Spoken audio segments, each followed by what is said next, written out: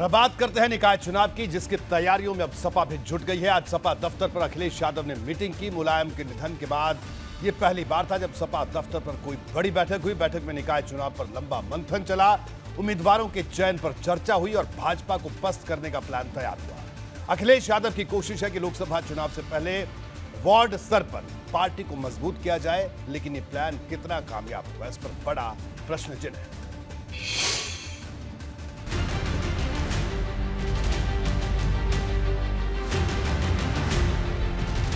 पूरा उत्तर प्रदेश फिर एक बार चुनावी रंग में रंगने वाला है। विधानसभा चुनाव के 8 महीने बाद फिर ये पता चलेगा कि यूपी की जनता का ताजा मूड क्या है। क्योंकि भाजपा हो या फिर सपा, इस बार निकाय चुनाव सिंबल पर लड़ेंगे और तभी पता चलेगा कि किसमें कितना दम है। हालांकि निकाय चुनाव की तारीखों के लिए अभी इंतजार किया जा रहा है।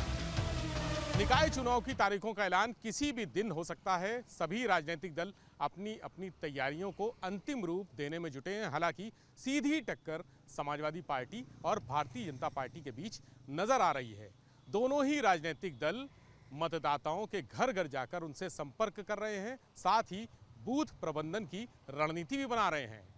भारतीय जनता पार्टी जहां शहरी क्षेत्र में मजबूती का दावा कर रही है, वहीं समाजवादी पार्टी ग्रामीण क्षेत्रों के सहारे जीत की रूपरेखा तय करने में जुटी है। हालांकि ऊंट किस करवट बैठेगा ये कोई भी नहीं कह सकता। यानी अखिलेश को फिर एक बार अग्नि परीक्षा से गुजरना होगा।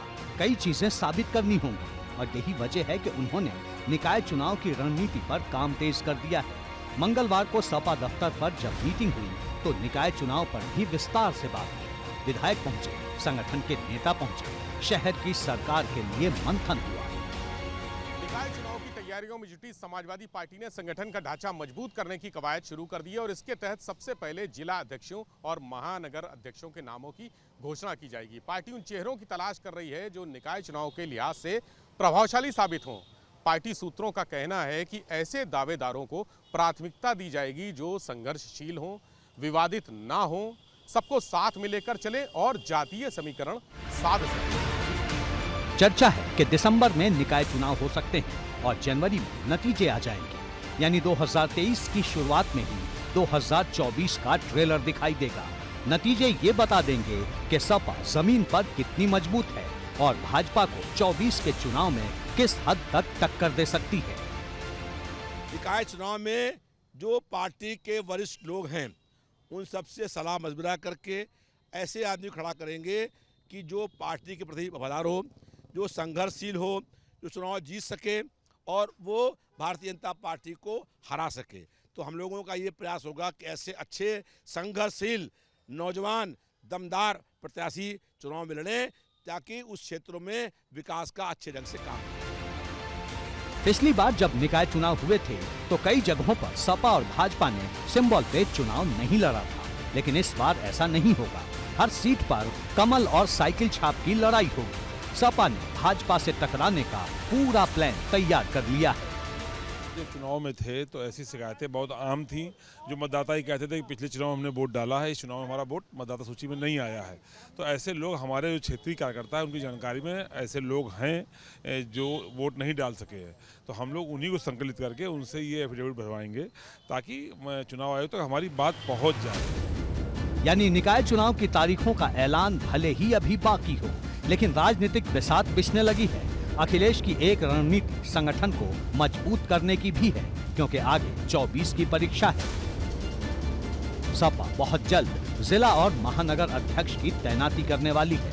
15 दिन के भीतर जिला और महानगर अध्यक्षों के नाम तय हो जाएंगे। कुछ पुराने तो कुछ नए चेहरों को मौका दिए जाने की चर्चा है। संभावित नामों की लिस्ट सपा दफ्तर में पहुंच चुकी है। जातीय समीकरण का खास तौर पर ध्यान रखा जाएगा। साथ ही ऐसे चेहरों को चुना जाएगा जो विवादों से दूर रहता हो। यानी अखिलेश का पूरा जोर संगठन की मजबूती पर है, क्योंकि निकाय चुनाव के बाद असली परीक्षा शुरू होगी और उसी परीक्षा में ये तय होगा कि अखिलेश मुलायम की दी हुई साइकिल पर कितनी जोर से पैडल मार सकते हैं। एबीपी गंगा के लिए ब्यूरो रिपोर्ट। और अखिलेश यादव हर चुनाव में बड़ी तैयारी करते हैं, लेकिन जब नतीजे आते हैं तो फैसला अखिलेश यादव को चुभने वाला होता है। निकाय चुनाव के लिए समाजवादी पार्टी ने बिगुल तो बजा दिया है, लेकिन सच यह है कि भाजपा इस चुनाव की तैयारी बहुत दिनों से कर रही है। लोकल लेवल पर भाजपा की तैयारी कितनी धारदार है, इसके पीछे कई दिनों से इस तैयारी को देखा जा सकता है।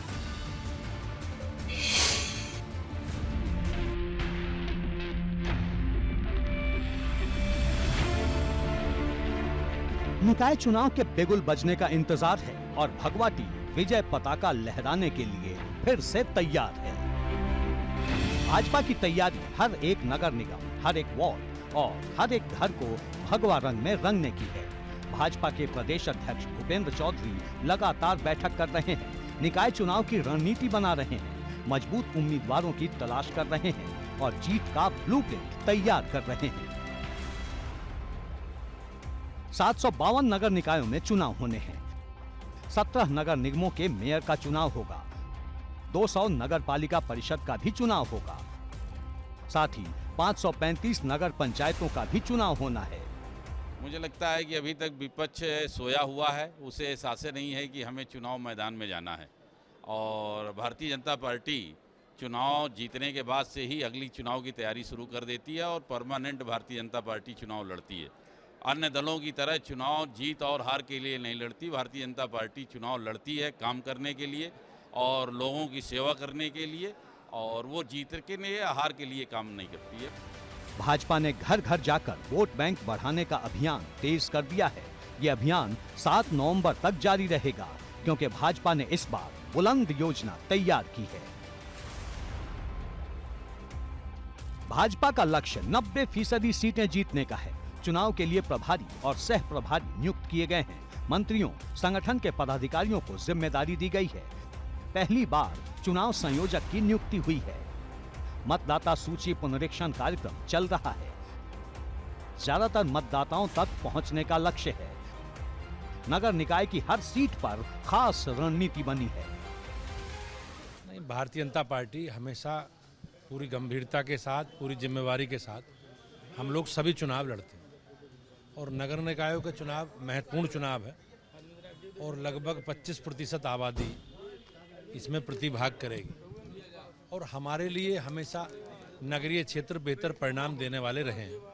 पिछली बार भी हमने बहुत अच्छे परिणाम दिए, तो हम अपने और उसी के आधार पर हम लोगों ने सरकारों ने नगर निकायों के माध्यम से बहुत अच्छे काम किए। भाजपा अपनी रणनीति में लगातार बदलाव भी कर रही है।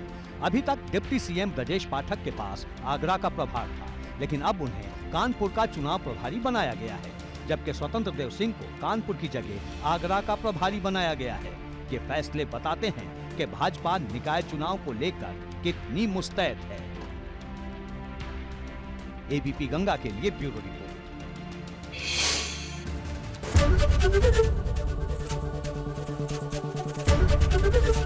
एबीपी गंगा, खबर आपकी, जुबान आपकी।